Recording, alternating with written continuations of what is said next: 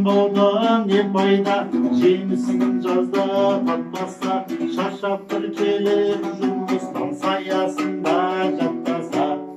Байлықтан жиған не пайда, үйіңде таңың атпаса, бұл өмірде бұзық шулап жатпаса. Ағайыннан не пайда, көре алмай сені күндесі, фәнидің жалған екенін тірлікте